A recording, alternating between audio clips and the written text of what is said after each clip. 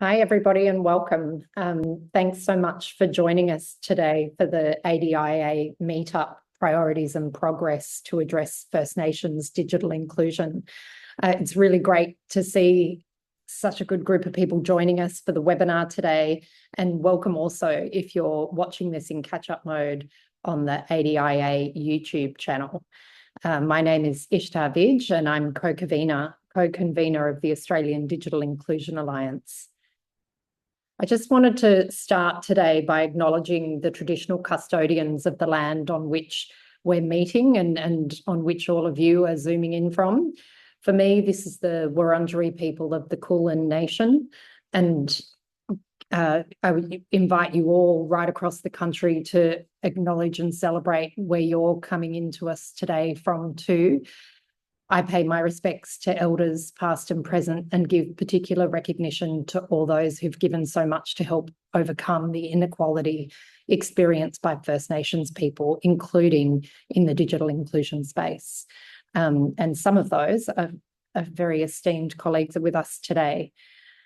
We know that digital inclusion has a profound bearing on access to information and access to services. It empowers people with autonomy and equitable access to opportunities. It's really become a critical part of work, learning, and life. It's therefore imperative that we continue to address the digital gap for First Nations Australians. Before we get fully underway, I just wanted to run through a couple of housekeeping items. First off, the session is being recorded and it will be posted online for people wanting to come back to this as a reference point. And today we have three main presentation sessions, and then we'll have a Q&A session at the conclusion of those three. There is a Q&A box that you can see in the webinar. We encourage you to type questions into that Q&A box as we go through the various presentations. And feel free to make use of the chat box throughout the session. If you set that to panelists and attendees, everyone can then see the message and we can also get conversation in that forum going.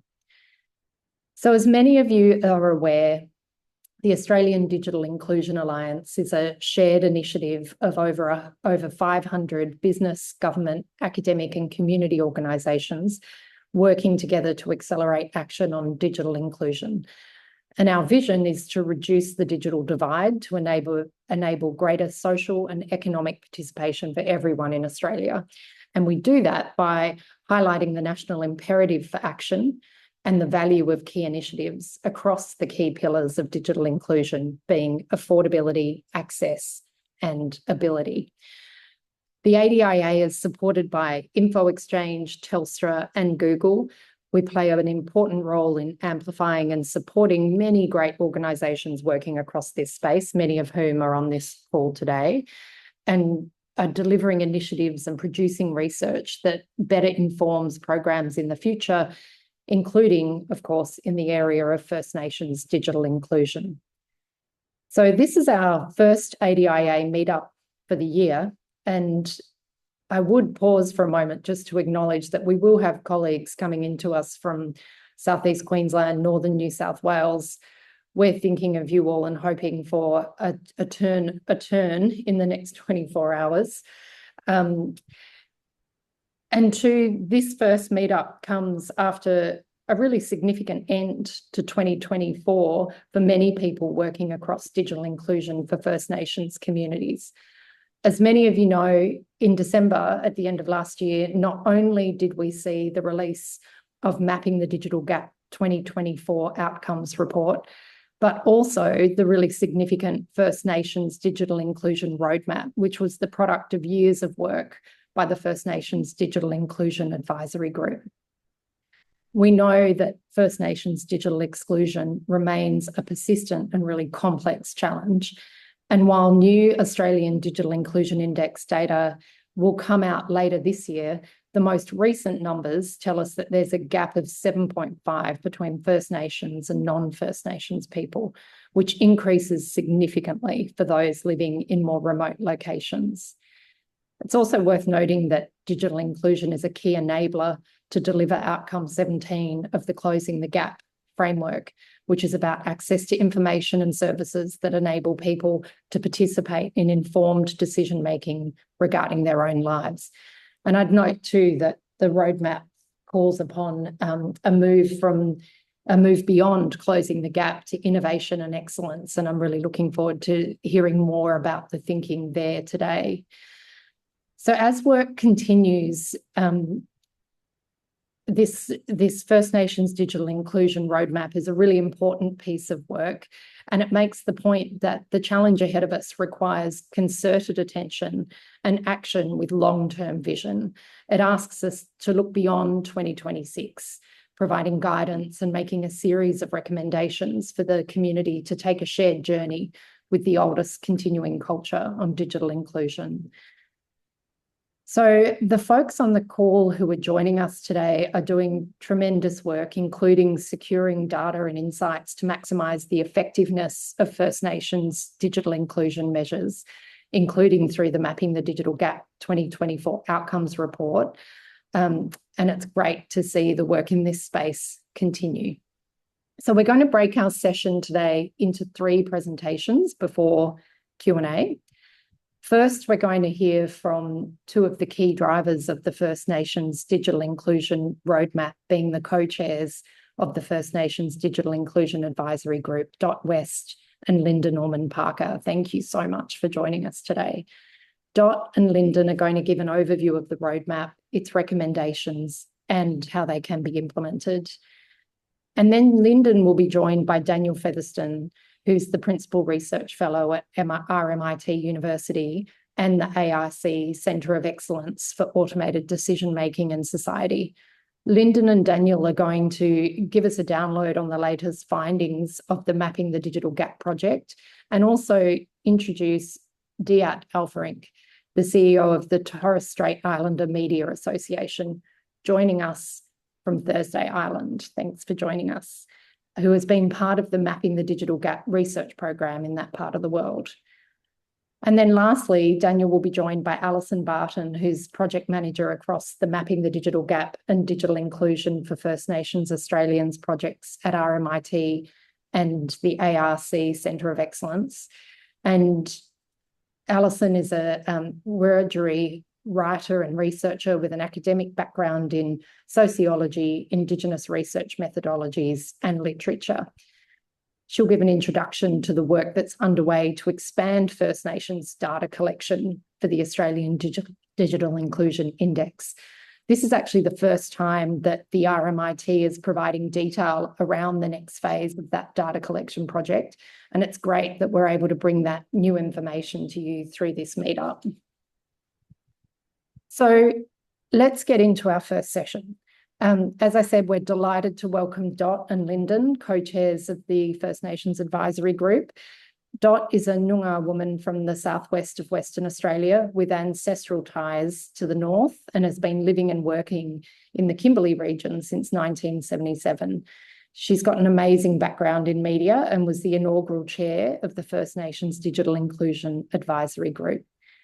And Lyndon is a research fellow at RMIT, the RMIT node of the ARC Centre of Excellence.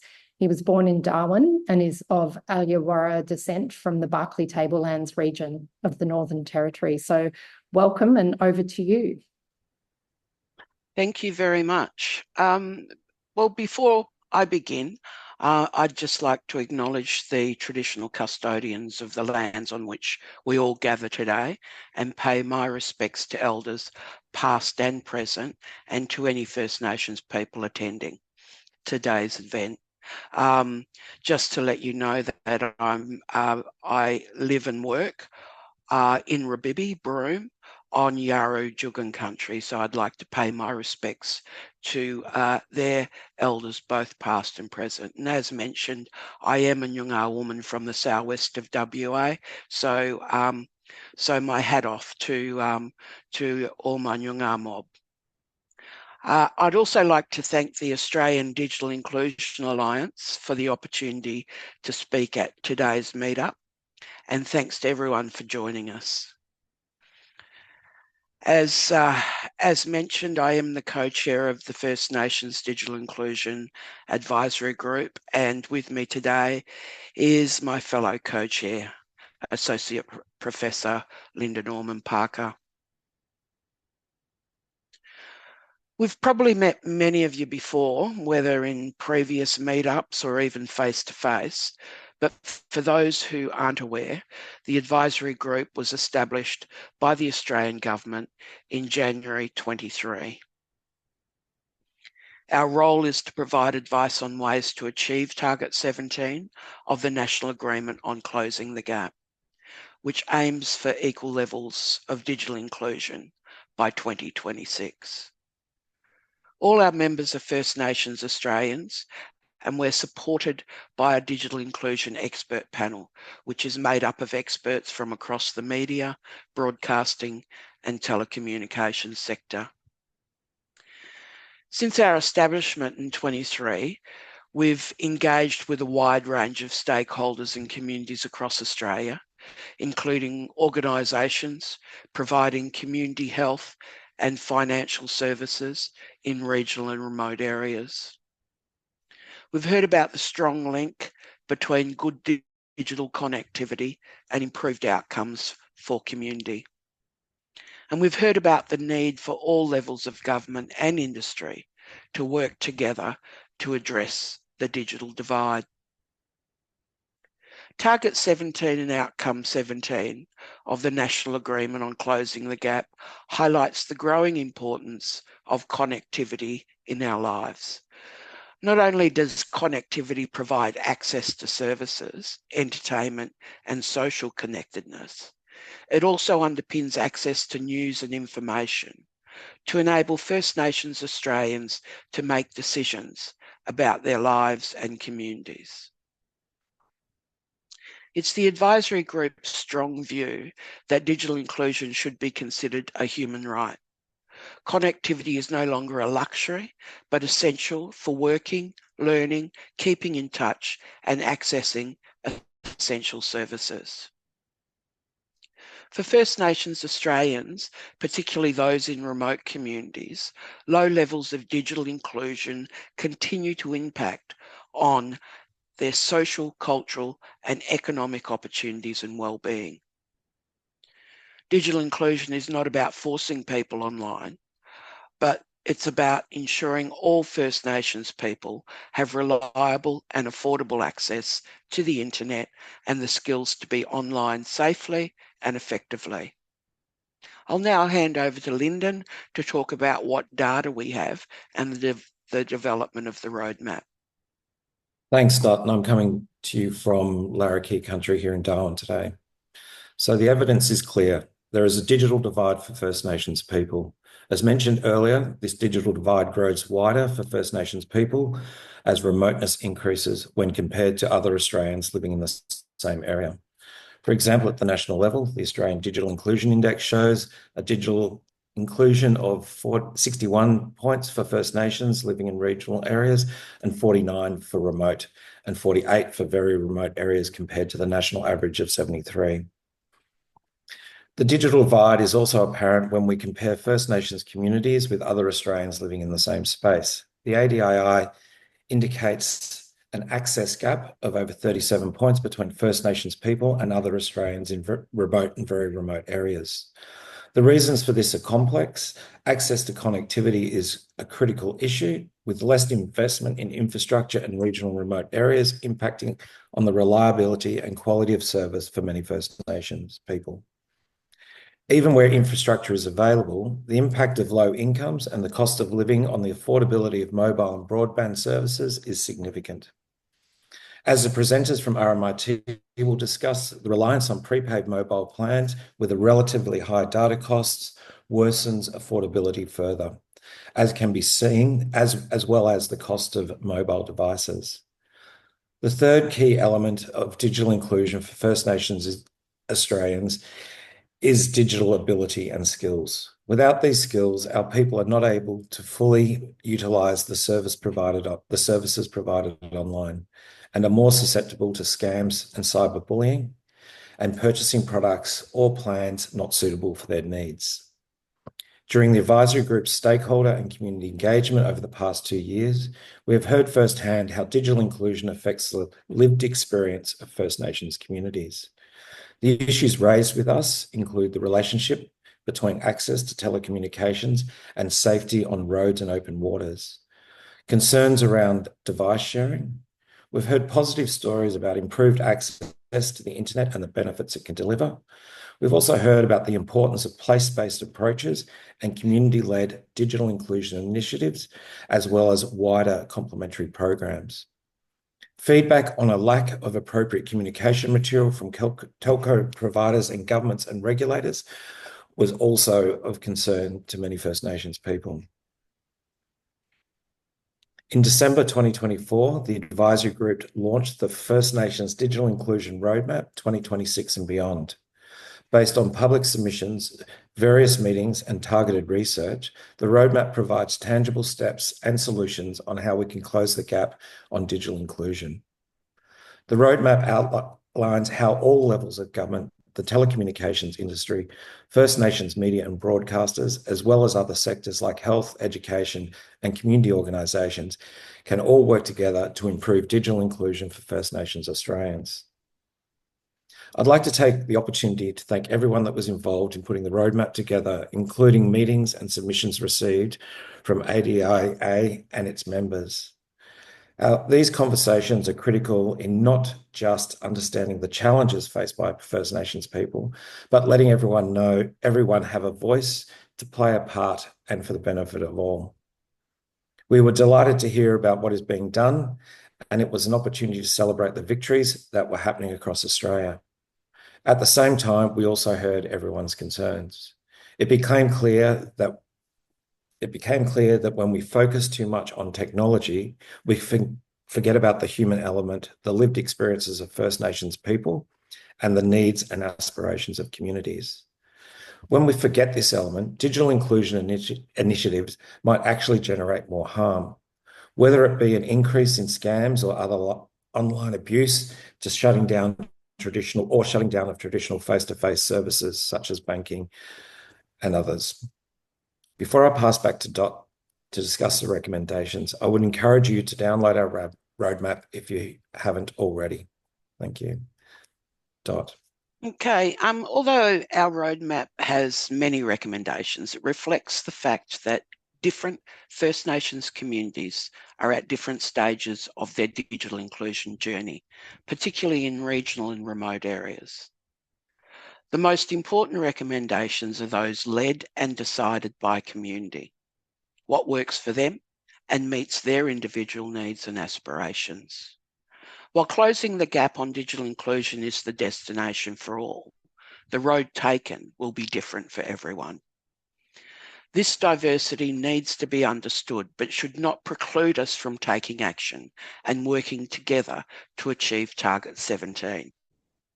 This may require a new way of working, guided by the priority reforms in the National Agreement on Closing the Gap. In addition to targeted actions to support improved access, affordability, and digital ability, the roadmap also strongly advocates for more support for the First Nations media and broadcasting sector. This is foundational for ensuring communities receive access to information as well as remaining connected to culture and telling our stories. The advisory group have also recommended strengthened governance arrangements for Target 17 and further exploration of how digital inclusion supports economic opportunity and jobs on country. The roadmap is not asking that everyone needs to implement all of these recommendations, but it is an invitation and guide for a shared journey towards Target 17 and from moving from closing the gap to innovation and excellence. We thought we'd give you a few examples of some of our recommendations and the extraordinary efforts already underway.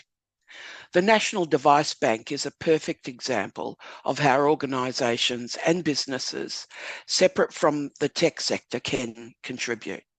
You don't have to be a tech expert to advocate for your organisation, agency or businesses to donate old devices for reuse. Another example is the use of First Nations media and broadcasters. Local broadcasters, news and radio not only reflect the communities they work in, but speak to their communities every day. Unfortunately, First Nations media are an underutilised resource. As we journeyed across Australia, we spoke to many community members who were unaware of programs such as the School Student Broadband Initiative, which could provide unconnected families with school students with free NBN service, or even the Telstra Indigenous Call Centre, being a lack of awareness around those as an example. Using local First Nations media, whether it's for translations such as ACAN's telco tip sheets, which come in a number of First Nations languages, or using a local broadcaster to get the word out, can go a long way in guaranteeing the success of programs and creating awareness. Another recommendation is the need to understand the critical value of employing First Nations people. This helps build stronger connection for agencies, organisations and businesses, while also allowing First Nations people to actually apply their digital skills. For example, the Digital Service Centre in Cherbourg, which was developed in partnership with Cherbourg Aboriginal Shire Council, Fujitsu and the Queensland Government, provides IT support for people living in regional and rural Queensland. When the advisory group visited the centre and when we spoke to different people, we saw the genuine pride of the community and the organisations involved. These examples show that digital inclusion can only be done with genuine partnership and collaboration. By taking these steps with First Nations people, we build community connection, pride, and help to come closer to closing the digital gap. I'll pass it to Lyndon to finish off. Thanks, Dot. So while we're here at the Australian Digital Inclusion Alliance Meetup, I would implore you to think about how you can implement recommendations from the roadmap into your own work, how we can ensure government and industry design appropriate products and services to meet the needs of First Nations people, how we can empower communities to navigate the financial side of getting and staying online safely, and how to use the roadmap to advocate for your own work or expand existing programs. Thank you for listening to myself and Dot today. I'll now pass the mic back to Ishtar. Thank you. Thank you so much. It's really striking how much the effective bringing to life of this really calls on all of us as individuals, organisations and a community to bring it to life. And I'd encourage us all to be thinking about the role that we can each play in that. Now, Lyndon, you're going to stay with us for this next section on the mapping the digital gap project, and thank you so much, Dot. Joining Lyndon is Daniel Featherstone. He's Principal Research Fellow at RMIT and the ARC Centre for Excellence. Daniel's got pretty incredible experience over 20 years in the field of First Nations media, communications and digital inclusion. And he's been a great advisor for us here at the ADIA too. As part of this session, Lyndon and Daniel are going to be joined by Diat Alfarink, CEO of the Torres Strait Islander Media Association and Editor-in-Chief of the Torres News.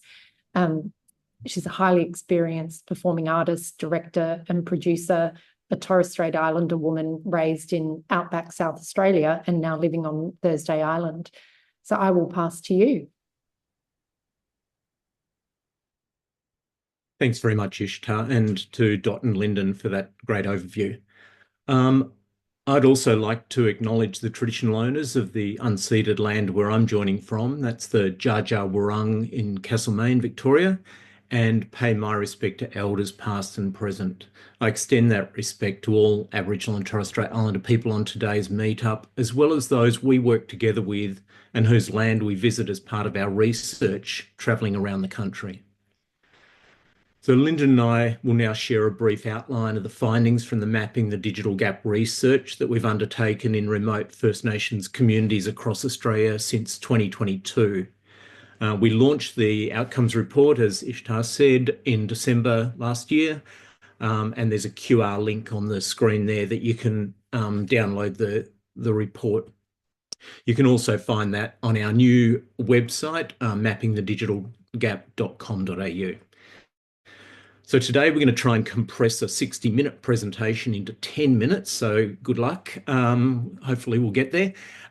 So please refer to that outcomes report for the more detailed analysis and the case studies for each of the 12 sites we've visited.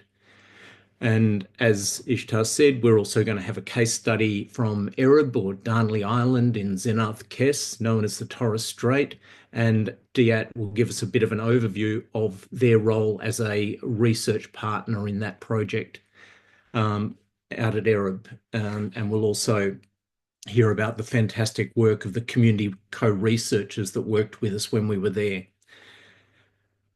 Before I start, I'd just like to acknowledge the funding support for the Mapping the Digital Gap project from our industry partner Telstra, as well as Telstra's support for the Australian Digital Inclusion Index since 2015.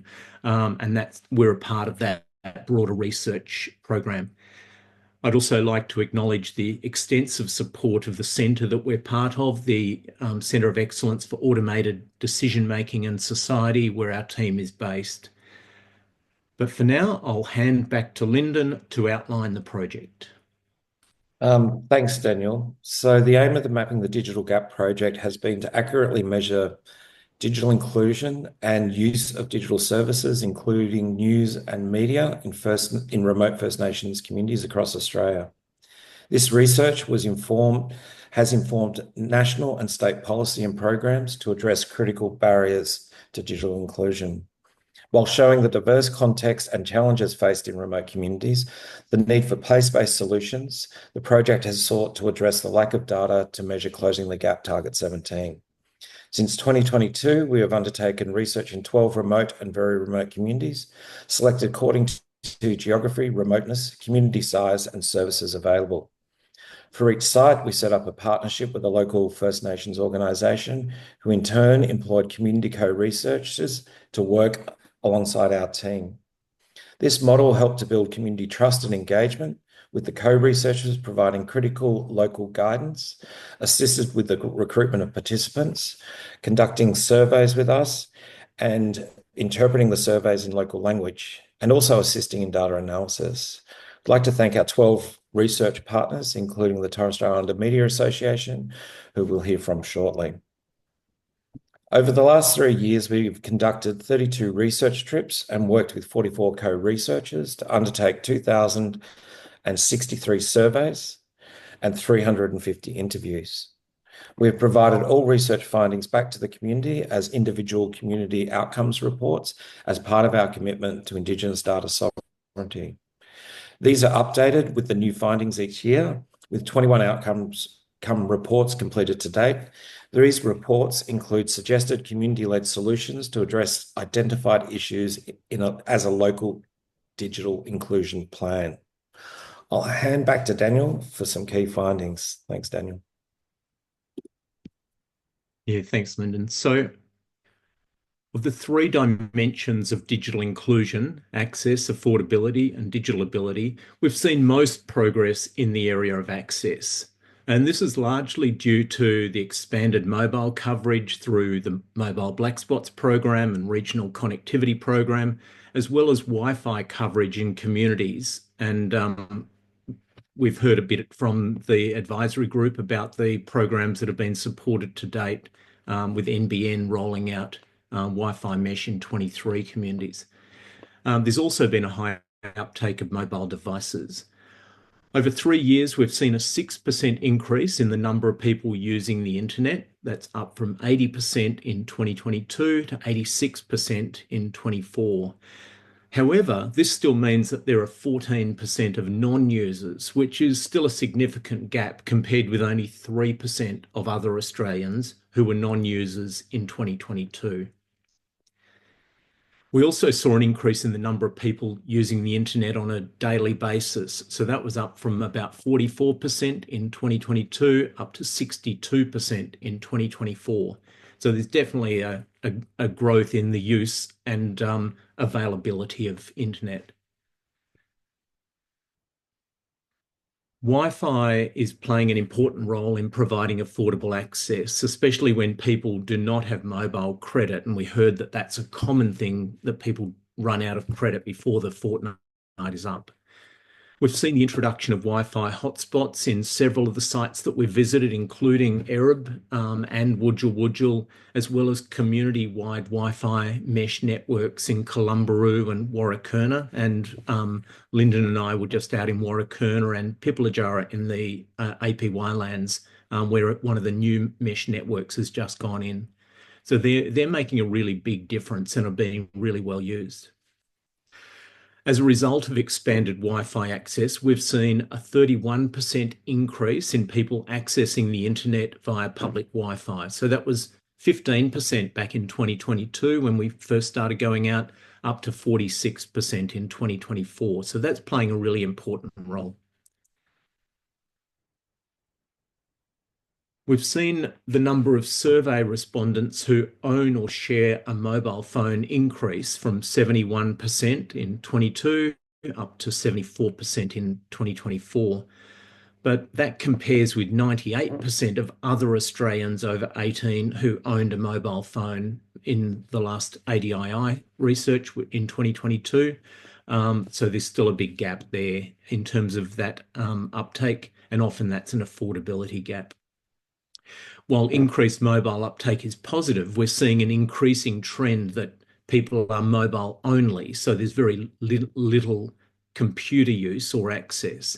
We found a 19% drop in First Nations households who said they had computer access in 2022.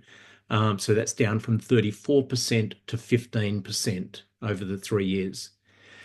With limited community access to computers in many of the communities that we visit, there's limited opportunity to learn those applications that people need for schooling or workplaces or, even office type applications. So that prevents that digital development that many people will need to get those jobs in the future. There's also low uptake of fixed home internet, with only 7% of households having ADSL or Sky Muster, and that hadn't changed since 2022. And this compares to 88% of other Australian households with fixed internet back in 2022. And typically, the quality and reliability of those services in urban and regional centres is significantly better than what people have in remote communities. A key factor in the low uptake of fixed household internet access is that most options are postpaid only. So people are concerned about the reliability of their income and that being able to pay that monthly bill, particularly with most of these communities having low income households and large households. While there is progress on the access gap, not all results are moving in the right direction. Affordability remains a key barrier to digital inclusion for remote First Nations people. With very high cost of living in remote communities, and this has continued to go up over the time we've been visiting, and increased demand for online services, as well as social media, music and video streaming and more, household expenditure on mobile and internet services has gone up significantly over the last 3 years. Our survey found that the average household expenditure has increased by $88 per month. That was up to $291 per household in 2024. For large households of 8 to 10 people, that increase was even greater, up by $181 per month to $407 in 2024. So that's a really significant hit on the the household budget. 59%, or nearly 2/3 of those surveyed, reported sacrificing or cutting back on essential costs such as food and bills to afford internet in 2024. And that's up by 18% since 22. In 2024, 73% of those surveyed reported making compromises on internet speed or data in order to be able to afford it. And that was up 35% since 2022. So that just gives you a sense of how affordability is becoming a really significant barrier, and perhaps the most significant at this stage to what we're hoping to achieve going forward. It's hoped that initiatives such as the free community Wi-Fi that's being rolled out to many communities, about hopefully 40 plus communities by the end of this year or next year. And also Telstra's community prepaid mobile plan and other affordability initiatives will help to reduce some of those pressures over the coming years.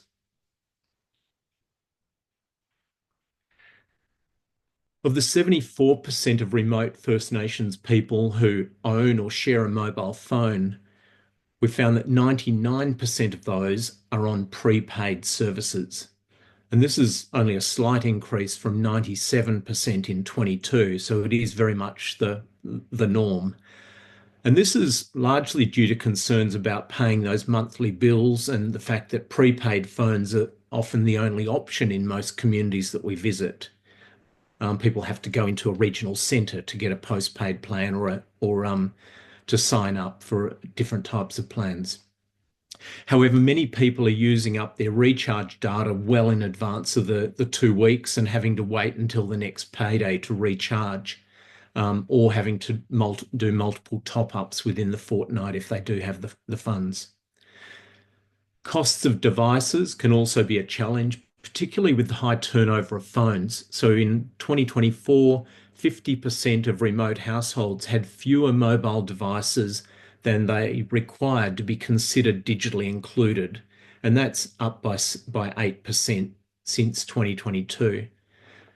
So this limited number of phones increases the reliance on device sharing, which has implications for access and safety, also for elderly people who've often given phones away to family members and no longer have access.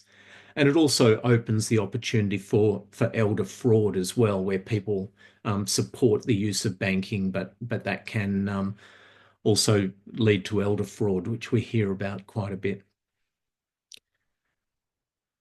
In terms of digital ability, we've seen some minor improvements over the 3 years we've been visiting. So for example, in 2024, 81% of people reported participating in online activities, compared to 64% in 22.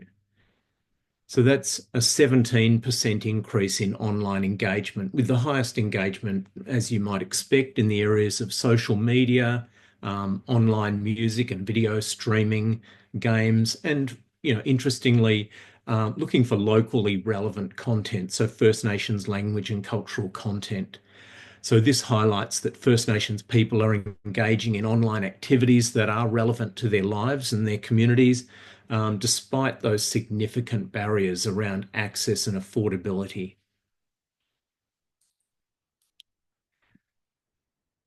Due to not having index scores, so the Australian Digital Inclusion Index is done every 2 years now, we used what's called an internet skills scale to create digital ability scores out of 30. So we used our 3-year data that we've collected across the 12 communities to enable comparison over that period. So using this method, we identified a number of gaps in across the whole demographic range. So demographics by age, education level, employment type, disability, as well as gaps in terms of the types of devices that people used. So what we found was the average measure of digital ability in 2024 was 15.3 out of 30, when we combined across those 6 areas. This is up 1.9 points since 2022. However, there's still an 8-point gap from the national score or average score of 23.2. So we've still got a big digital ability gap there. Within our demographic group, what we saw was there's a 9.3 difference between those who had completed vocational training and those who had not completed secondary school. So that illustrates just the importance of education as a determinant of digital ability. And obviously what we find is that younger people who've had that access to computers in schooling are a long way ahead of those who didn't grow up with phones and internet. Those with computer access at home scored 21.8 in 2024, so that's 4 points higher than those who were mobile only, and had greater rates of improvement in digital ability. So again, having a computer that's readily accessible is definitely important for people to be on that digital journey.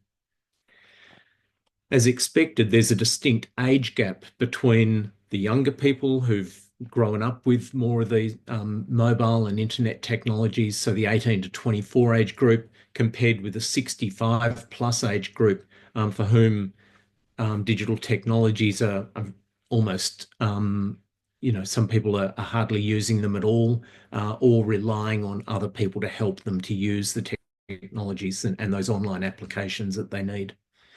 This gap rapidly increases with age. From about 45 plus, we see that gap really starts to grow. There's a 14.5 point gap in digital ability between those in more professional roles like management and technical roles. So they scored about 25, which is quite a high level, in fact, much closer to the national average, compared to those who are out of the labour force. So that's well over double the score for that group. Understanding these demographic gaps helps us in identifying where targeted support measures are needed to address the digital ability needs. And some of the programs that have been recommended by the advisory group are to have a digital mentors program and a First Nations digital support hub.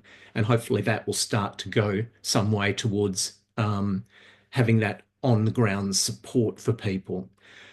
What we hear is that many of the service providers in communities are providing that support now, and there isn't a dedicated space for people to go to get that help.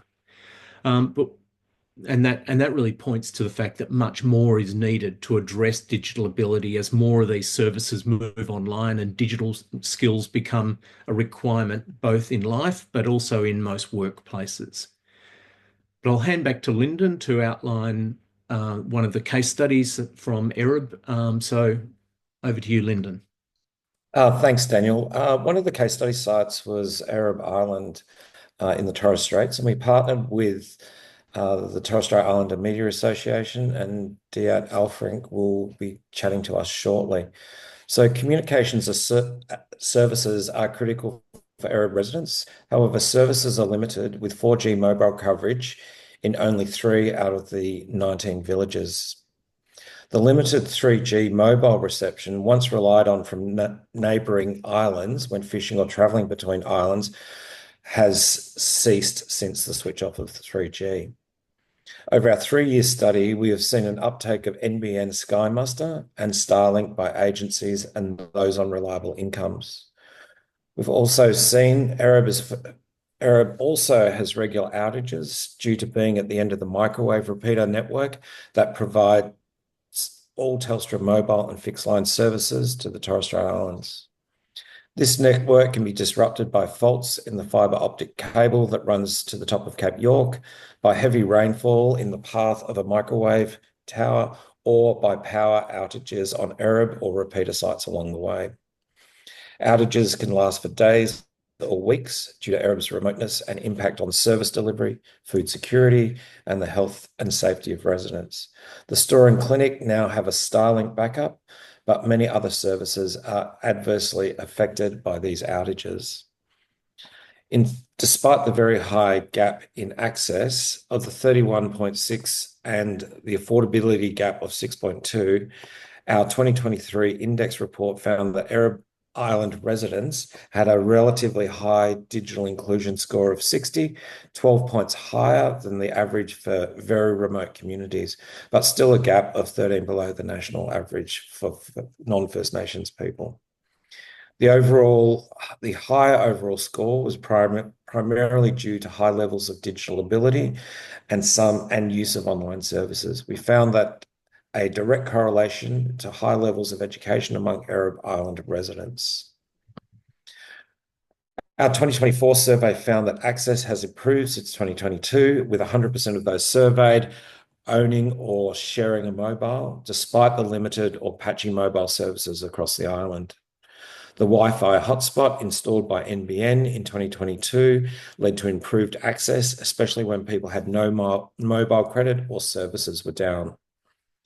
While home computer access has decreased, the reopening of the Indigenous Knowledge Centre provided much needed community access to computers and printers, relevant content such as community archives, as well as a digital support when needed.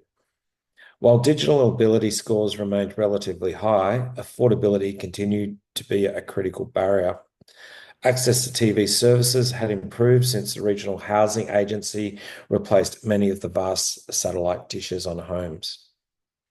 I'd now like to introduce Diat Alfrank, CEO of the Torres Strait Islander Media Association, and to talk about the research partnership.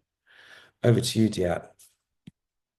Hello there, Geiger,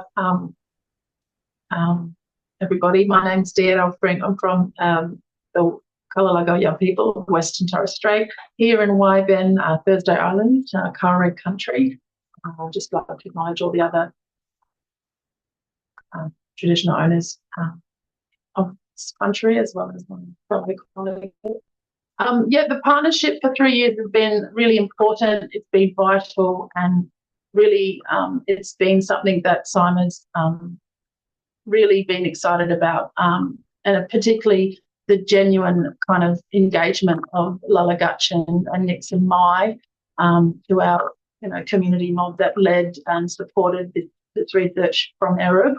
And I think without that, there wouldn't be a lot of this data, because it was about community being engaged, and it really shows that that co-design model really does work for getting the right information, getting the awareness happening. And I think, as Dot said earlier, it's got to be about community being empowered with knowledge. And if we don't know what the problems are, we're just experiencing it. We don't have an awareness of how to fix it. But again, of course, the main problem is about affordability. It is about community living in poverty and from paycheck to paycheck and from credit to credit. But it is great to see that we have access now more, and I think that's a testament to the service and the research. But it's also continued need for communities to be aware of when we are able to get more digital inclusion, what that does mean. There is a lot of scams going on for community, and it's still real, and mobs still get taken advantage of. So having things in language, I suppose that's where the Torres Strait Islander Media Association and Torres News come in that manner, because it's important that we're creating resources, whether it's NBN, telco, rolling out things, so it's awareness in our language for our community. So we've been really privileged to be part of this project, and I hope that being part of it has helped develop the resources to then get more things happening for our community. So I won't talk too much. You've done all the hard work, but we've definitely enjoyed partnering and been vital to it. So we're excited for the future. Thanks, Diat. And I think I'll hand back to Ishtar to introduce the next session. Thank you. Thank you. Really appreciate those insights and the investment in collecting and sharing that data. It's just such a crucial element of the discussions that we're then able to have and the focus that we're all able to bring to this. So thank you, Lyndon, Daniel, and Diat. So for the last session, we're going to take a look at what's next for First Nations data collection. Daniel's going to be joined by his colleague, Alison Barton, who works across a number of First Nations digital inclusions projects. Alison's a Wiradjuri writer and researcher who works across Indigenous research, literature and sociology. So welcome, Alison, and over to you guys. Thank you, Ishtar. And thanks for having me here today. As Ishtar mentioned, I'm a Wiradjuri woman. I live on Wurundjeri land, and I'd like to acknowledge the Wurundjeri elders, past and present, and thank them for hosting me here. So I'm presenting on the Measuring Digital Inclusion for First Nations Australians project. It's a federally funded project that will run for 3 years. It's tied to Closing the Gap Target 17 and measures digital inclusion outcomes and media use for First Nations people around Australia.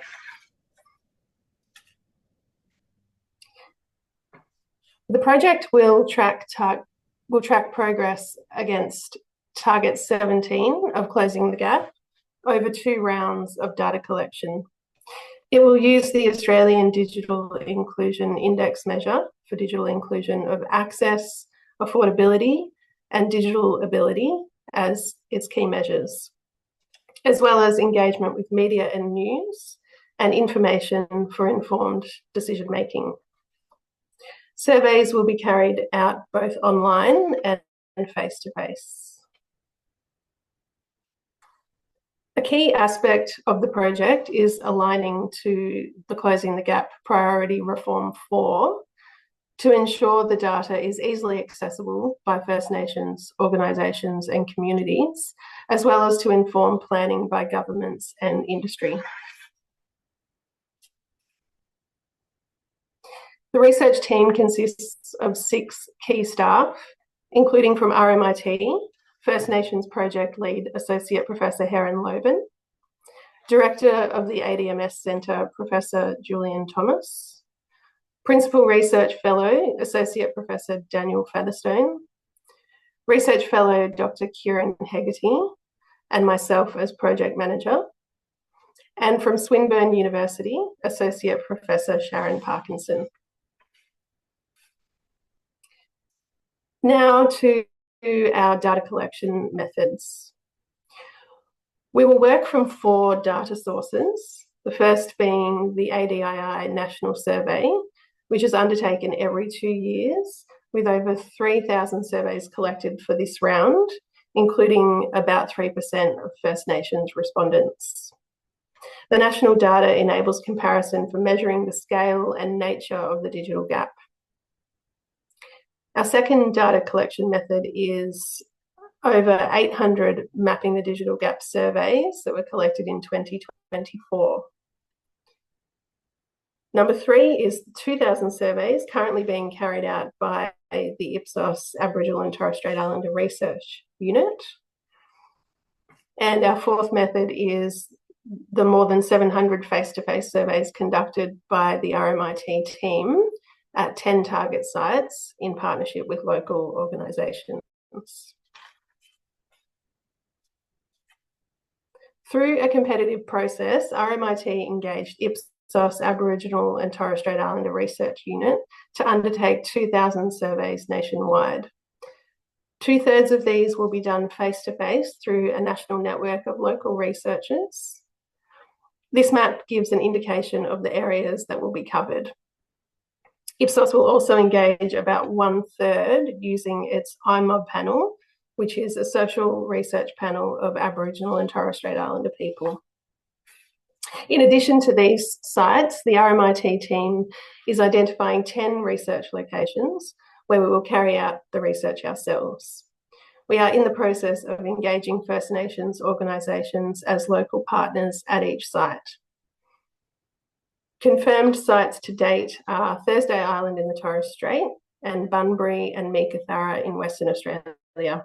The others will be finalised in the coming weeks. So over to the deliverables for the project. Data will be processed to develop index scores that will accurately measure the digital gap by state and territory, remoteness, demography, and a range of other factors. A data dashboard will be designed that will expand on the existing ADIA dashboard and enable easy access for First Nations communities to use for their own planning and programs. In the bottom right-hand corner of this slide is the current First Nations dashboard on the ADIA website. So the delivery date for the first report and dashboard is September this year, with round 2 commencing in 2026 and the report to follow in 2027. For more information on the project, you can link to this QR code here that you'll see on the screen now, or go to our webpage online. Thank you.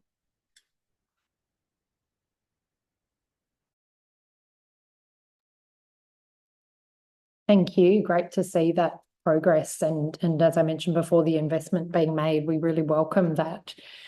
So we might move to Q&A. And we've had a couple of questions come in, if I can start with those ones in relation to Daniel and Lyndon, your discussion about the mapping the digital gap data that's come through.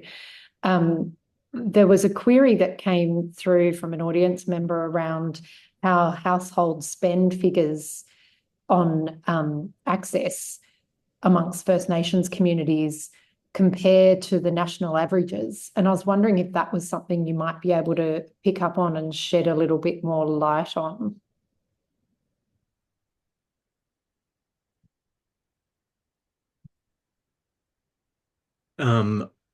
I probably will have to take that one offline and come back with more, with accurate data. What we find is that because there are large households with a number of people, up, sometimes up to 10 or even 15 or more people in a household, there is a large household spend, particularly where almost all people have their own mobile device. All of the adults or even teenagers have their own mobile device and are paying for their prepaid data. I guess the point of difference with most national households is there's an NBN service or a postpaid internet service in the home that everybody shares. That tends not to be the case in remote communities where everyone is pretty much reliant on the mobile device as the primary means of access. So it does get multiplied by the fact that people are all paying for those recharge in community. As I say, I will have to come back on how that comparison looks, but generally what we see is there's quite a significant extra expenditure by remote households than non-First Nations households across the rest of the country. Not exactly how that compares, but we will be seeing that comparison data coming through from this year's ADIA results. And actually, that's a good kind of transition to talk a little bit more following on Alison's presentation and that reference you made around the richness in the data that we're going to get with the new work that's happening. Are there particular differences in the approach to this new round of work or particular learnings that you've taken from mapping the digital gap so far in designing the new approach?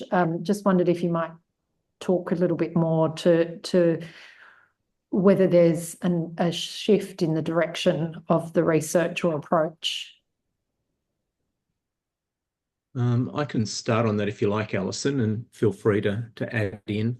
Look, the main point of difference for the national project is that previously we had very small samples in the ADIA data collection for urban and regional First Nations people. So while the Mapping the Digital Gap project has given us quite good data across the country in remote communities, when we started to look at how to come up with those remoteness, the First Nations digital inclusion gap by remoteness, what we realised was we were ending up with very small samples in particularly urban and inner regional parts of the country, and that we really needed to get more data to be able to drill down and see that more of the nuance and the way that people were using communications in all the different contexts. So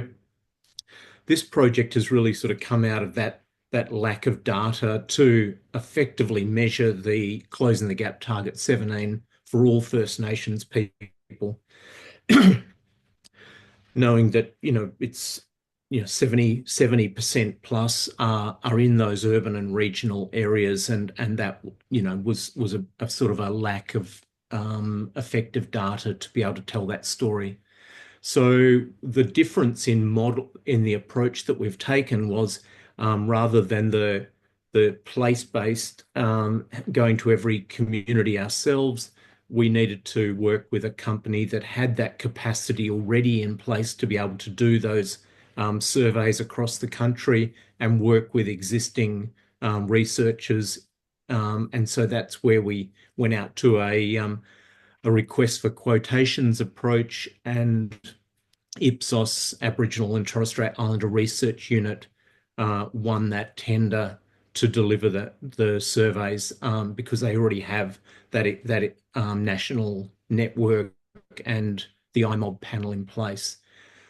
On top of that, we wanted to make sure that we could fill any gaps in the coverage that they could deliver, and that's where we came up with choosing those 10 targeted research sites where we would go and do a bit more of the way we approach the Mapping the Digital Gap, more of a place-based, but we are only doing the surveys as compared with the broader approach of doing interviews and more targeted audits and outcomes reports that we do with the Mapping the Digital Gap. So it's a different methodology, but all of the data sources come together to help to really tell that story. Thank you. That's really helpful. I can see a range of questions starting to come in on the Q&A, and encourage anyone with a question to add it there. We'll do our best to get round to them. If I can come back to some of the Mapping the Digital Gap data, it was really striking to see the reduction in the number of households with a computer. And I wondered if you had any thoughts on what sits behind that drop and what you think might help to address it.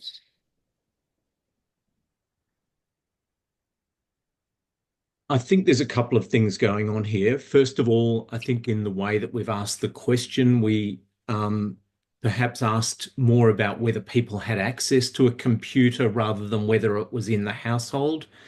So that, I think, has led to a little bit of sort of misalignment possibly with the responses. Generally, we see very few households with computers in the communities that we've been visiting. But I think there's also been a lack of programs to support computers in communities generally. I know in the 2000s, when I was working out in the Ngandra lands, there was quite a number of programs supporting community access computers and online access facilities. That's really dried up over the last decade with this assumption that everybody now has mobile access. They don't need to access a computer anymore.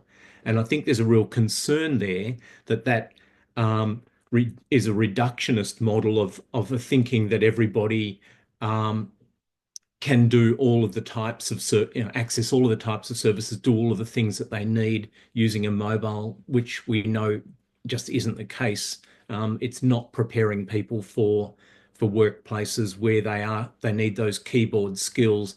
And use of email and Word and Excel and all of the other applications that we use on a daily basis, and also for media production and other things as well, that where having a computer is a fairly critical part of that work. Yeah, absolutely. And I invite you have responses from all of the presenters today, but that question of skill development that happens more uniquely with a computer as opposed to just a mobile device, it really does have that intersection with the ability to learn and to participate in employment too. So I think that's another dimension to this. I don't know if others have comments on that connection between access to a computer and skill development and how that differs from what people are able to do on a mobile phone. And I will just pick up on the comment that Lee Harris just put up, which is a really pertinent one, is that there is a lack of support for devices, computers in community. People don't have that IT support readily available to them. They don't have even a place to purchase a laptop or a computer. Generally, they have to get that when they travel into town, or often it's donated by a community agency or school, and it's towards end of life anyway. So what we're seeing is that where there are computers, they've generally, they've been donated, or they are fairly cheap and not that sustainable for the rigors of community life. So that's another issue, is having robust equipment, but also having that ability to get support to keep these the equipment working. Makes and a lot. More training for local people to be able to do that IT support is a critical part of what we would see in the digital mentors work. And is part of that for that to happen within community too, so that you've actually got local community members in a position that they're able to provide training, support, etc. Absolutely. So all of these are a part of building that whole ecosystem of digital inclusion. It's not just about knowing how to use the equipment; it's having the support around to both access and then maintain that equipment. Yeah, there's a real kind of complex web of pieces of the puzzle. And Dot and Lyndon, I'd invite your thoughts at this point. There's a real blend of things that we need to do in the more immediate term, whilst maintaining that vision of what things can look like into the future, including beyond 2026. And it would be great to hear a bit more about the thinking behind that more visionary position and how we balance it with taking action in the present. Lyndon, do you want to take that one? Look how I just dob him in. Yeah. No, you go for it, Dot. Look, I think our roadmap is a really strong basis for 2026 and beyond. And of the 30 recommendations, we have the immediate, medium, and then long-term recommendations in place on there. So I think this is you could almost say this, you could push this out 5 to 10 years for our long-term recommendations. And we're pleased to see that some organisations have already stepped up and are looking at ways in which they can implement the roadmap. One of the things that we're going to be doing into the future is holding a series of industry workshops similar to what we had previously, as well as First Nations media workshops moving forward, to see how we can work with industry, media organisations, the NGO sector, advocacy organisations such as the Alliance here, in working through what everyone can do to implement some of the recommendations in the roadmap to close that First Nations gap. Dot?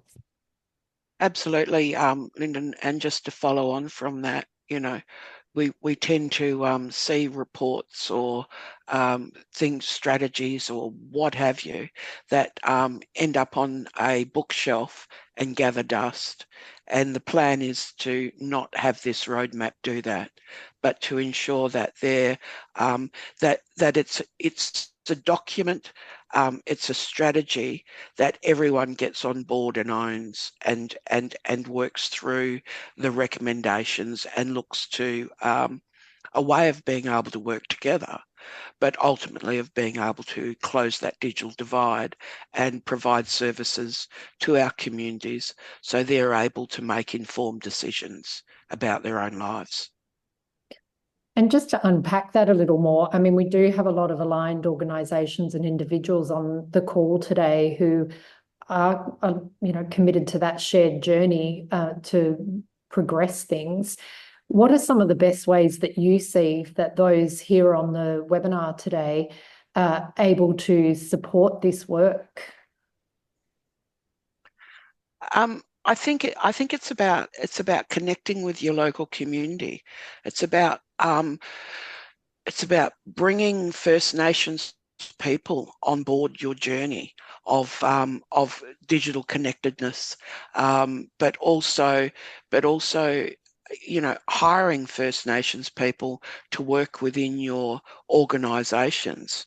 As Lyndon said, our roadmap does provide many recommendations that everyone can pick and choose for programs that work for both their organisations and for the community.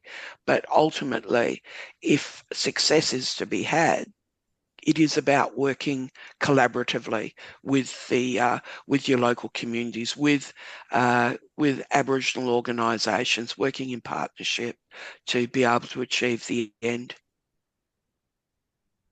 And just building on that, one of the questions we've seen come through is how can we report back on what we've done to implement the roadmap, either as a funder or as a program deliverer? Is there the opportunity to create case studies and momentum for others? Any thoughts on that? Absolutely. Certainly us as the advisory group to Minister Rowland, we welcome all correspondence back as to what's being achieved in communities, what programs are being conducted, what the advantages and the disadvantages that are occurring.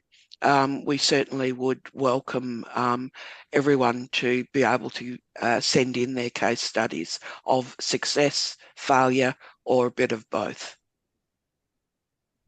because that will ultimately help us to inform the government with the road ahead. Another question that's come through is around community trust in institutions, including government and organisations, being at an all-time low, and to what extent a lack of trust impacts First Nations digital inclusion. Does any of the presenters have thoughts on that they'd want to share at this point? Look, I think... Oh, sorry, Linda, you go. Go. I think trust is a thing that needs to be earned, and certainly there's a lot of mistrust out there. If we take a look at the last since the referendum and the annihilation, the bashing of our people that's been conducted through social media and through other platforms to where we are today across the political sphere, there is a lot of distrust, and I think it's about trying to nurture people back into the digital environment in culturally safe groupings, and ensuring that people are aware of what their rights are as consumers of these platforms, as users of them. So making sure that they're aware of it, but also I think it's about continually being able to bring our people into the mix, into the fold of what's happening that affect our lives on in our lived experience. It's about ensuring that we're included in that decision making, and that will help to create and build greater trust. It certainly resonates with me, and I'm sure for many on the call.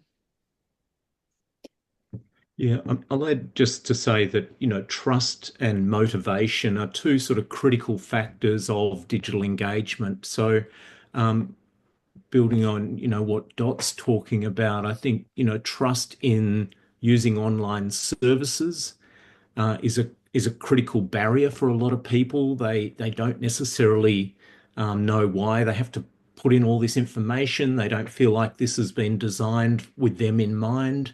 Those services are often, clunky. They don't really work on the mobile networks that people are using, or where they have limited bandwidth, or they're all in English and not designed for people without strong English and written literacy. So, there's a whole barrier around the interface, the online systems that people now have to use as part of their daily life. And also motivation is another factor, is that, how is the digital world relevant to people? Why would they engage? And without that relevance, that sense of this being something that's meaningful, that builds on what people already do and know, then they're unlikely to start to take that journey. So they're sort of critical stepping stones to get people starting to use digital technologies, and that's where the local agencies and the media and the art centres and others play a really important role in providing that sort of locally relevant content and applications. Yeah, Dead, I don't know if you have a particular perspective on this, or Lyndon or Alison, if you want to share anything at this point. No, I'm just listening to it all. It's, it's all the same stuff. We've got to empower our people, and we've got to do all of it with the support. I mean, I can't, I come back to the poverty stuff. It's, and literacy stuff and understanding. It's, without people like Lulla and Nixon, who, might I add, since doing the research project, has gone on to become the councillor for the Torres Strait Regional Council, which is the local government, and has gone on to the Torres Strait Regional Council. So he's taken on a very big leadership role as a young Torres Strait Islander man. And I hope that some of that might have been an influence of how he was part of the community and doing this research work. And I think the importance of digital inclusion as that bigger government work that is now something he's doing. So, just got to say, it's got to all be about empowering them all to do the work and get the awareness. Yeah, absolutely. That's terrific.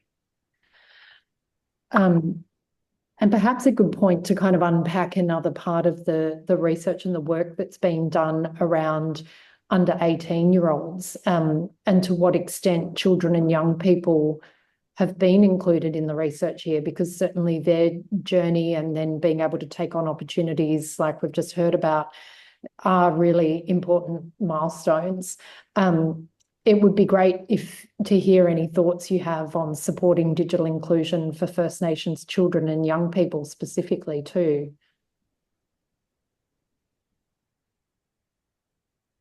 Lyndon, did you want to? I was just going to say that the government is working on some new legislation around social media and protecting children and young people, and putting more onus on platforms to do more to stop bullying and other things. So I think the government's heading in the right direction, and that has bipartisan support. I'm not too sure if the tech companies are overly happy with that, but I think it's a good way forward, because Aboriginal and Torres Strait Islander young people are disproportionately affected by scams and bullying online. And there was a report released last week, and I do not recall the name of it, but I'll drop it in the chat shortly, which addresses some of these issues. Yeah, unfortunately, our project is for 18 years and older. So part of our methodology and our ethics is that we are only doing surveys with people 18 and over. So we're not necessarily getting those stories firsthand. There are other projects that have been specifically focused on the stories for young people and their engagement with digital technologies. And what we know is that the rapid uptake of digital technologies, but often the parents have very limited understanding of what they're doing online or how to set those parental controls or do that monitoring. And so there isn't that sense of parents having the authority in that digital space. We often hear from elders that they feel like the kids are off on a different journey that they have no control over, and they either want mobile towers turned off or Wi-Fi turned off because they're worried about kids staying up late at night or being accessing content that they don't want them accessing. And so I think there really needs to be some development around, particularly for elders, to have that authority and understanding of the digital space, so that that family role and cultural authority extends. We are focused on getting people online, but not having the broader understanding of how this works at a community level. So that's part of the role that we're looking at, is how to build those broader systems. Dot, you might have more thought on that one.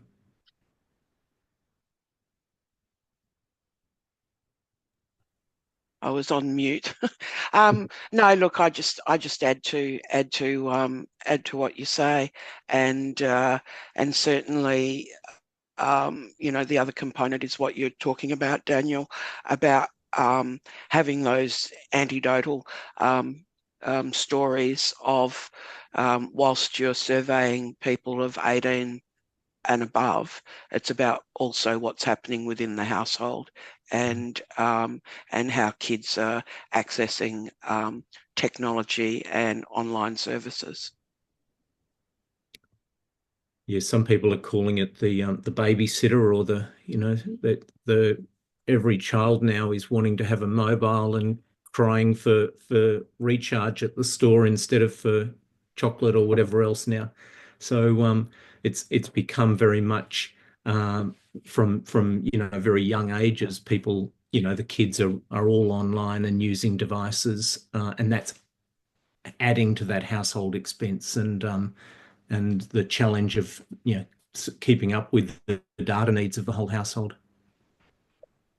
Yeah, it goes back to that point around the interconnectedness of it all too, in that the digital is becoming such a central part of work, learning and life, and supporting that skill development is so important, but then it requires the data to support that.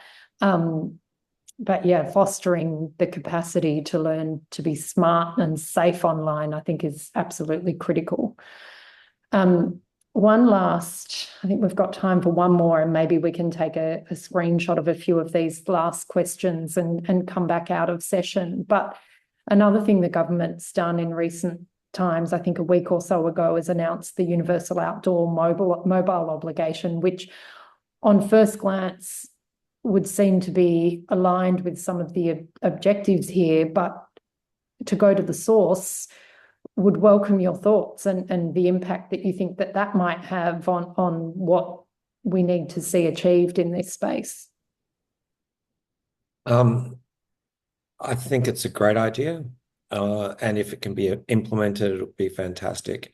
And I think there's a role here for NBN and LeoSats to play in actually delivering that service for emergency text and voice calls via low Earth orbit satellites. So I think it's a great thing, and it will really help cover off those areas with no connectivity at all, especially for emergency services and people that are stuck out bush and the like. But it also has to be free for emergency calling and encouraging people and mobile phone providers to be providing those phones where they're enabled, and even on the cheaper scale of the mobile phone, the cost and affordability of those, so that people with low incomes, including First Nations people, can afford a device that can actually access that service in a regional and remote area. I've also just dropped the Telstra's new report, Foundation report on the Australian Youth Digital Index, and that's the report that provides some good stories for both First Nations and other young people. I'll just add a little bit to what Lyndon said. I fully agree that this is going to be, a really significant service in terms of ensuring that people can access mobile voice and text messages wherever they are around the country. We know that this has been coming for a while, that there were people were going to be able to access text messages via mobile phones. Currently, my iPhone can send a emergency call from anywhere, but we were concerned that this wouldn't necessarily be available to people on prepaid services or on those cheaper devices that may not have this built into their chipset. So having this as a universal obligation, the universal outdoor mobile obligation, means that it has to be provided by all of the providers, by Telstra, Optus and TPG, and across all of the devices that people use. And we think that's fantastic. It takes it out of just being a commercial service to being available to everyone.